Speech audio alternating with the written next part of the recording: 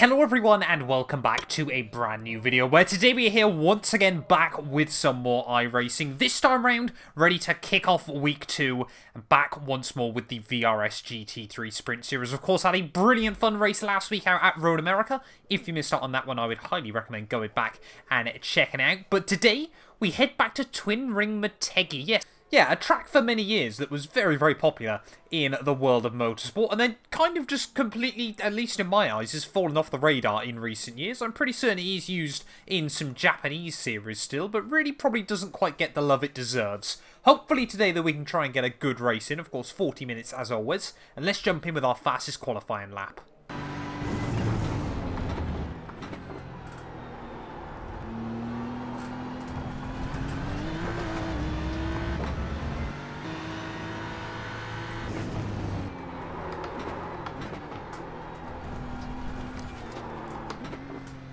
Oh, why can't I seem to get qualifying laps hooked up at the moment? They just picked up a 1x as we went through the S's, but that's going to mean we're going to be starting right towards the rear of the field in this race. And I feel like I've got pace to be sort of around the low 51s as Marcus there. That is a rapid lap time into the 149s. We're certainly not going to be fighting at the front, but this is going to have to be a bit of a recovery from the rear of the field. This will not go well.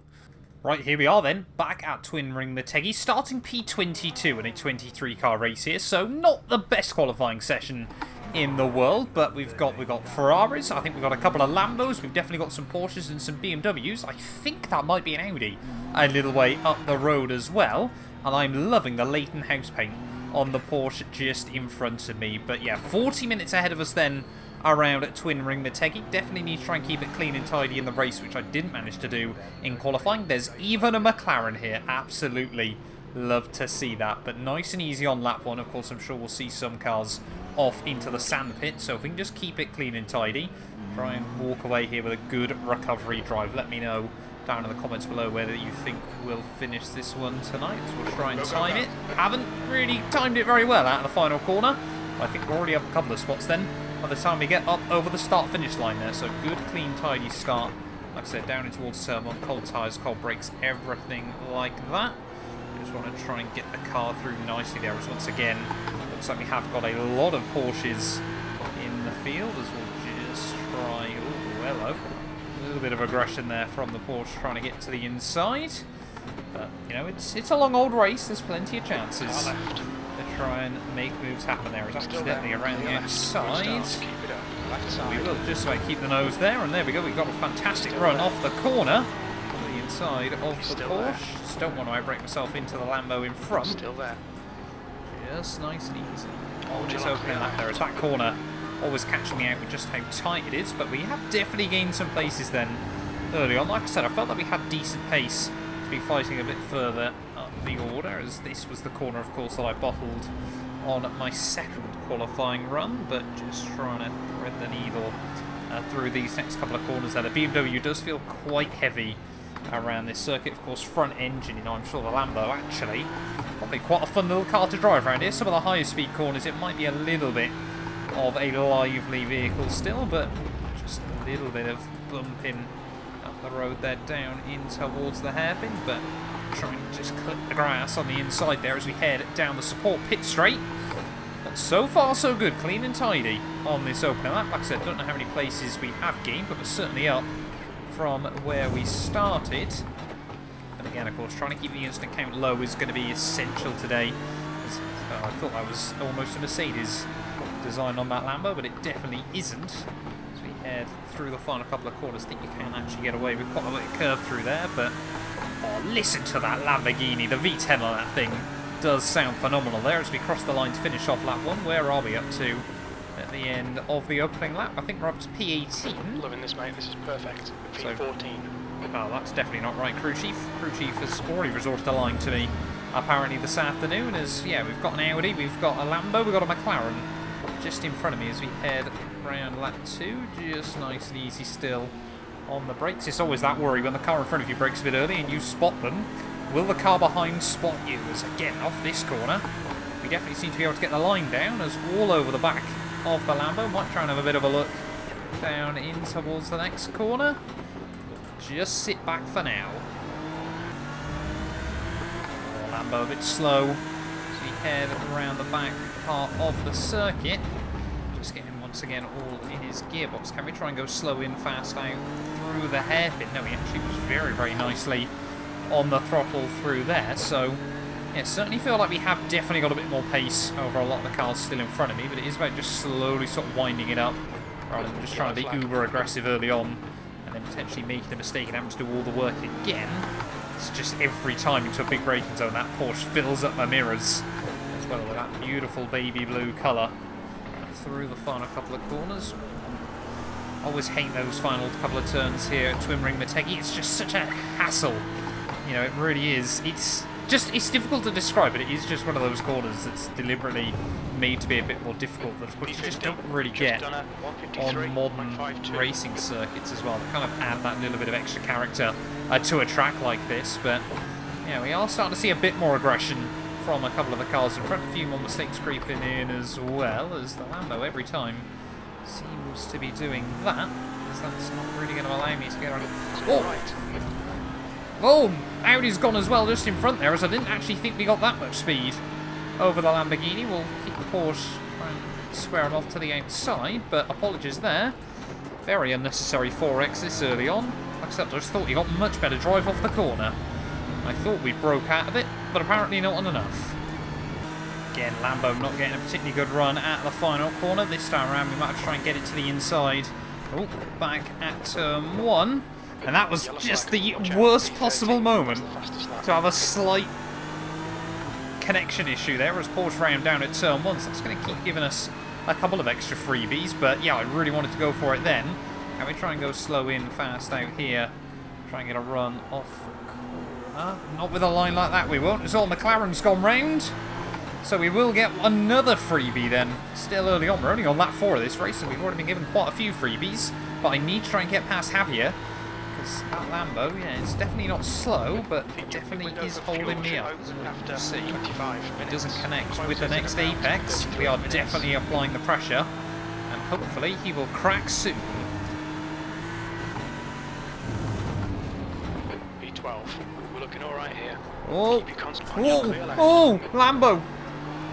Oh, I mean, that was terrible commentary, but couldn't quite work out which way he was going to spin there down at turn 1. But I think we broke a little bit early. I think he thought he outbroke himself and kind of panicked there on the brakes and just allowed the back end to half step out there. He did pick it up much better than anyone else we've seen so far, but that's us up now into P13 then of this race. We've gained 9 spots then in the opening 5 laps, and there's definitely a lot more to be had. Top 10 is definitely still on the table today, as yeah, Marcus up the front, I think he's just walking away with it. I have no idea how he's that quick. As Nathan in this Porsche, immediately the impression I'm getting is not confident on the brakes there. He's braking quite early and still not quite able to connect with the apexes. Kind of getting carried along, of course. We know how good that Porsche is in the traction zones, but might be able to go for a send down at the bottom of the hill here. Starting to get I wouldn't say impatient with people, but wanted to try and be a bit braver as up the inside will go. Still there. Nicely settled on the apex, and we'll just squeeze him out on the exit. So another freebie. Well, not quite a freebie that time, but another position gain. That's going to bump us up into 12th then by the end of lap 5. So yeah, 10 places gained in the opening 5 laps. If we keep doing that, lap 11 will be in the lead. Simple as that, surely. Really hasn't taken me to get all over the back of Jean-Louis either.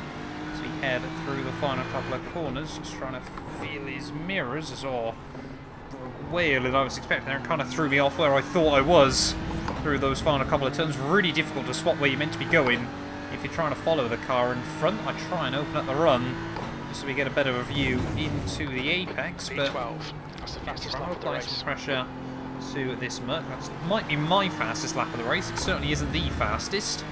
So yeah, again, Marcus down into the 149s. That is just ridiculous. Early on, full tank of fuel, to be down into the 149s there is kind of insane, as Merc doesn't get a run off of the second little... Are they hairpins? Are they double apex corners? I don't really know, so we'll try and force him defensive down in towards the next corner. We'll try and go slow in, fast out. Can we get a run off the corner? We'll have a look to the inside. Left side. We will keep ourselves there. I mean, come on. That one, we made it pretty clear early enough, and I felt like we warranted enough of the car there. I don't know what crew chief's on about track limits, but that one felt like I'd given him enough space, made it very clear, and he just wanted to squeeze me for the sake of it. You can easily go too wide through that complex, and you would have had the inside for the next corner. So, I don't like doing touring car moves in GT3 cars, but that one definitely felt... Well, let me know down in the comments below, but I felt like he turned in on me. Someone else potentially with issues. It's someone else. Oh, come on. What am I doing? Track limits. Such a pointless 1X at this stage of the day there, and he just throws away a little bit of time as well, as that was Lemans who just went round. We've got two more cars duking out just in front. I think that is a BMW and a Porsche, so still trying to get more spots here where we can. Behind us now. But yeah, just a couple of small little errors sneaking in here and there, which are really frustrating me. I do want to finish this race on less than 10x if possible, but yeah, just one of those weird ones so far. Don't do much race around Twin Ring Motegi, and it's just a weird little circuit in my eyes. Oh, Lemans is all over the road at the moment, just not confident with his positioning in that Mercedes. Let's see what we can try and do. 20 minutes. You're halfway home. We estimate Halfway into this race. That's been a weird one so far, but still plenty more to be happened. Really focuses on trying to get a good run off the corner apparently, but yeah, trying to work out how much extra fuel we're going to need. We're only going to need about 5-6 gallons when we do make our stop, but yeah, car's quite spread out a little bit further up the road, but you can just see we do gain a bit under braking there, and I've just seen, you know, been watching Lemans over these last couple of laps. You can just see there, really chucking it in all over his gearbox out through the final corner. But that was honestly a bit lucky that we were able to hang on to that one in the way we did. But new personal best for the day, if I'm not mistaken, as well. Fastest lap. Just see, certainly a bit more confident on the brakes at the moment, able to get the car back to the apex is a little bit better as well. Is he just going to let me by in that Mercedes? Doesn't look like he is, but we'll have a look to the inside anyway. Car right. And nice and tidy right. on the brakes there. Just make sure we don't run wide off the exit. And that'll be another position that's now ours in this race. Careful not to dip a wheel out onto the grass. So yeah, going to put 5.8 gallons of fuel in, of course, cut it really fine at Road America, and it did work well for me last time, but I'm just going to slowly bring it down, work out what we need to see us through to the checkered flag. But so far, still making places, up now to P9. Back into positive iRacing territory, which is good, but that should bring us, if we would finish here, I think we would see ourselves back over the 2k threshold. It is just a question of, will we hang on? You've got 10 minutes of fuel. There we go. Guy in front immediately jumps into the pit lane then. Bit of an odd time to make the pit stop, but clearly wants to run his race in two even halves there. Might get a bit stuck behind slower traffic there. Actually, it's not an uncommon choice apparently. A couple of people making the call. As we head back through turn one there, a little bit confident, I think is the word we're going to use on the brakes that time round. But Jeremy just up the road then, setting high 51s as well. Let's see if we can keep closing down the gaps. Not quite sure what Jeremy's trying to do there, going so defensive down the back straight. I mean, 1.6 seconds is certainly not enough to get any sort of worthwhile draft in the GT3. So I'll just drop the car off the curbing ever so slightly, but we are getting closer and closer to our pit stop time. As we're now trying to learn how much curb you can take through the first part there and how much you want to open up on the exits. Yeah, not too sure what Jeremy's game plan is at the moment, but of course, yeah, mixed strategies coming out, so we don't quite know exactly where we're positioned in this race. Team want us in the end of this one, and that is definitely going to be the right call to make. But we are only going to need about 6 more laps here, so I think, yeah, 5.8 gallons is going to comfortably enough to see us through to the end. It is just a case of, you know, whether we'll be able to underfuel slightly in comparison to Jeremy in front, whether that might allow us to try and get the jump on him. Next cars up the road are quite a long way, but of course we don't know who we're battling that's already come through the pit stops as don't want to pick up 1Xs.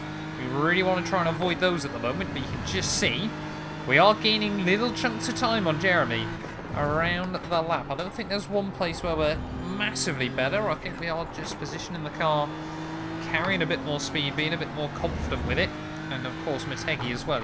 I mean, like most race circuits, really got to make it as wide as possible. But it is a weird little track to try and learn, but I do feel that I can get a few laps into a rhythm. It is really, really good fun. It is just as soon as you make one mistake, it can be quite difficult to try and recover it back where you want it. Coming to the pits at the end of this lap. The team just confirmed we will box the end of this lap then, so yeah, we might just go a little bit extra on the fuel, just make sure we've definitely got enough fuel to see us home. You know, it's a couple of seconds lost there and maybe a lot of time lost later on, and I've also got no idea how to navigate the pit lane here, so I'm going to just take it nice and easy.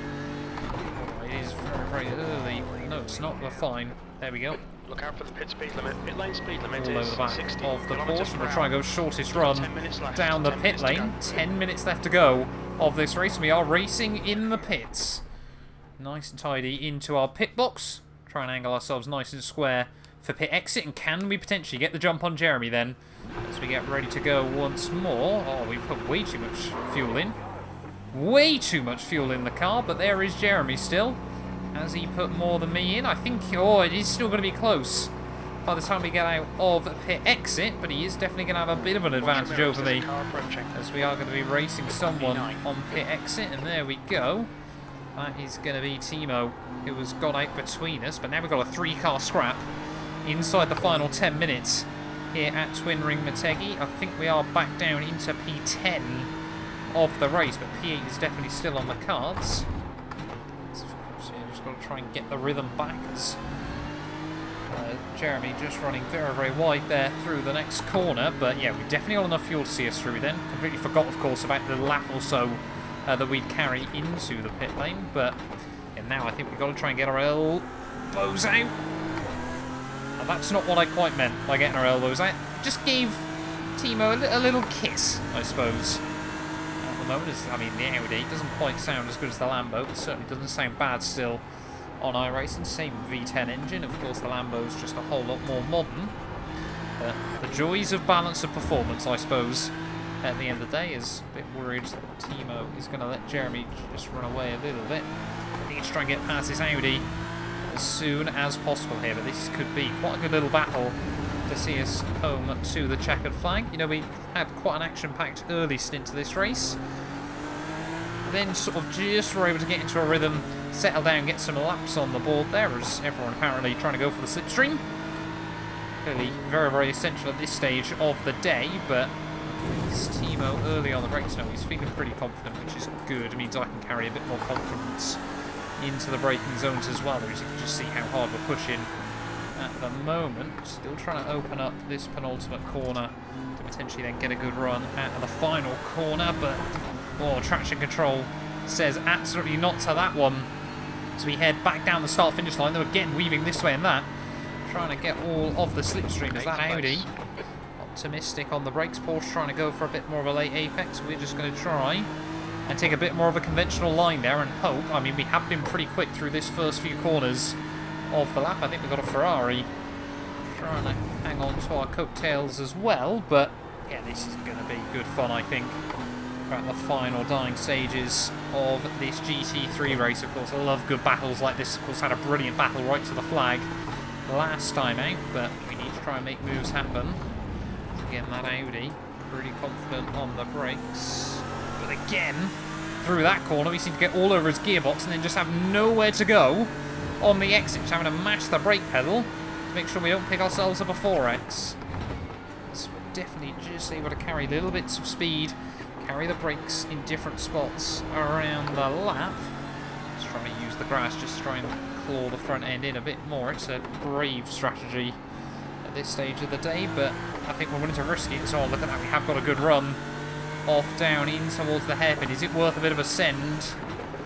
We'll show the nose, but we won't commit to it. Just sort of test the waters, see whether he panics or gives us room, or just tries to sit in the way there. But again, they're both just weaving super aggressively trying to break the toe. Of course, don't want to lose any extra speed by weaving around as aggressively as they are, but it seems to be working at the moment for them. Of course, these cars got enough power. You can generally do a little bit more like that. Of course, not like a really low-powered Formula car or like the Mazda MX-5 or something like that. But again, wide line through the final couple of corners is bringing us a bit closer to the exhausts on that Audi. Come on, that's him already. Again, it's just Jeremy. He's trying to be super aggressive. The time was 1:51. So this time around, we'll try and lay Apex it a little bit more there. It was always going to be the plan when I went into that first corner, of course, but yeah, this is really getting a bit spicy now. I think we've got 4 more laps to go of this race, maybe, might just be 5 actually. Can't quite do the mental maths in my head at the moment, so I just ran a little bit wide there through the first pack. That's going to compromise my run off the corner, not by much, but it will mean we're just a little bit further back once more. It's down in through the final part of the track before you head out of the oval. I mean, it's a very, very weird...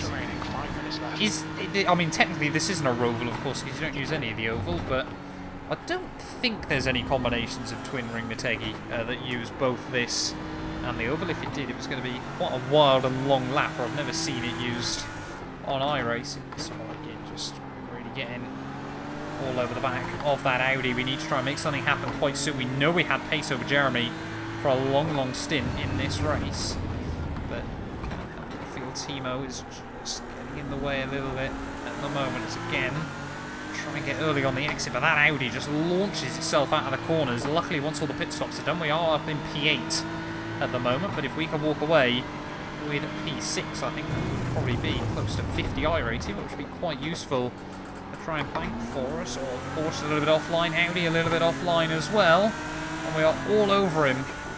So we're just going to try and take the alternate line again through the final couple of corners. No, took way too much grass through the final corner that time. You know what, we're not going to bother pandering to the weird slipstream rules that these two are trying to follow at the moment. We are just going to completely... That was 1:51, we're taking 3. I thought I was a little bit later on the brakes, but we managed to gather it up nicely. Audi nowhere near the apex though, off of turn 2, and for some reason he's not going to fend the inside. We will be on the inside as we head down this first little straightaway. Hold your line, right side's clear. Very, very aggressive with the sender. I think he wanted to outbrake me, but we were absolutely not having it. And we do finally complete the move then on Timo, back up to P7 of this race. We know we've got good pace. We know we've been quicker than Jeremy when we were following him earlier on. Can we now once again show that off and utilise it in the dying stages here? 3 minutes left to go, probably 2 more laps if my maths hasn't failed me of this afternoon. It might just be 1 extra one. 10 minutes of fuel remaining. Too sure. Yeah, no, it might just be 1 more extra one. I'm going to work out how Marcus is. Work out how far ahead of me he is, to be honest. Must be quite a lot, to be honest. Yeah, he's got to be 40 seconds up the road. Okay, so we probably will get an extra one in, which helps me out.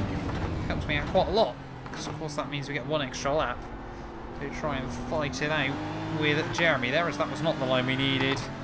Out onto the back straight there again. Like I said, not going to pander to all of the weaving down the braking zones, but yeah, we are going to get 2 more laps then after this one, so there is going to be a little bit of extra time to try and make a move happen, and that is not going to do me any favours there. It really does cost you a lot more speed than you think it will off that corner, but let's just really focus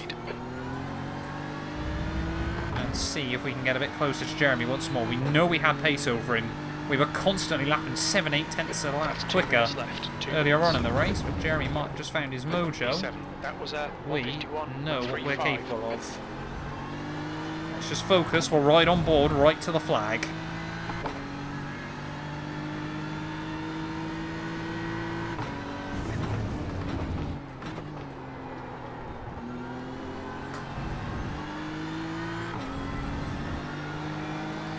Just see there, that time round, Jeremy was often losing time through that corner, but we're not as confident as we normally are.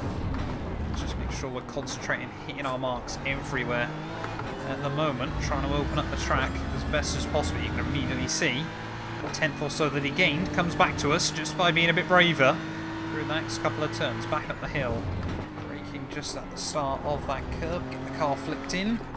Down into second gear there as we were just slightly offline. Just allow the front end just to bite in a little bit more. But Jeremy is definitely going for it late on in the day. And you can just see there, working the car hard through the hairpin. But the gap is starting to come the correct way. Once more as down in towards the next hairpin. Don't know how many hairpins there are on this lap. Depends what you count as a hairpin, I suppose, based on the first sector. But now, you can see Jeremy again starting to feel the pressure. As we've just got over one more lap to go here at Twin Ring Motegi. We've got to fill his mirrors, try and force the error, because I'm not sure we're going to quite be quick enough to sort of get a run on him unless he makes a mistake there. It's not really a track that lends itself to sort of organic moves. You've just got to try and force the car in front to make a bit of an error there. As you can see, he launches the car over the curb. It gets all over the grass. One more lap to go here from Twin Ring Motegi. That's going to be a new personal best for the day. The pressure is on this final lap here. And who will walk away with P6? Of course, we started right at the rear of the field, and we've done a pretty good recovery drive there. A couple of small incidents.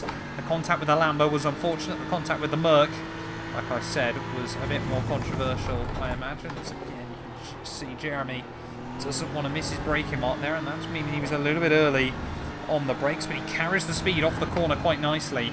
Like I said, that was often a part of the track where we were a lot quicker. He seems to have got it sussed out late on in the day. Very, very late, though, on the brakes down into the hairpin. He is feeling the pressure. We can force an error here. Jeremy, if we just show the nose, try and get him to miss his braking point once more, and hopefully, therefore, go for a nice, easy textbook move. But we can try and plan all that.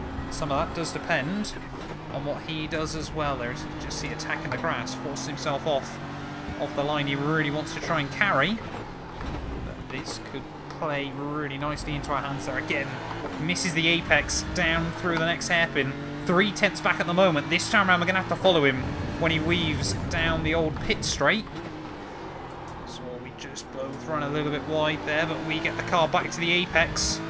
And you can see now he's not actually going to weave. Yes, he is. He's still going to try and move a bit defensive here.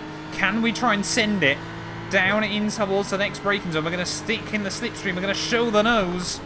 And we're going to have a look to the inside, down in towards the final few corners of this race. He's still going to keep the nose there. We're going to be side by side in towards the final few corners. Hook it up round the outside there. Sit on the apex. We won't allow the switch back. And he's just going to try and turn me there right at the final corner. It was a desperate attempt to try and hang on. He knew what we were doing. But we will bring it home for P5 there. Unfortunate to pick up another couple of instant points. But what a finish that was. Lucky to keep our BMW pointing in the right direction. But let's go have a look at those final race results. Well then, having a look at the final race results, and that race will boost us back over the 2K iRacing threshold. Like I said, had a nightmare at the Bathurst 12 hours last weekend, but Marcus just absolutely dominated that race. 4/10 between myself and Timo at the end. I did speak to Jeremy, yeah. It was a bit of a day late, $1 short, but it was good fun. Nonetheless, needed to apologise for the contact. 0.03 SR gained, and yeah, apparently again, we're going to have some rubbing his racing up towards the finish line in one of these VRS races. But thank you all so much for watching. If you have enjoyed, please do make sure you leave a like and get yourself subscribed, and we will return very, very soon with more iRacing content.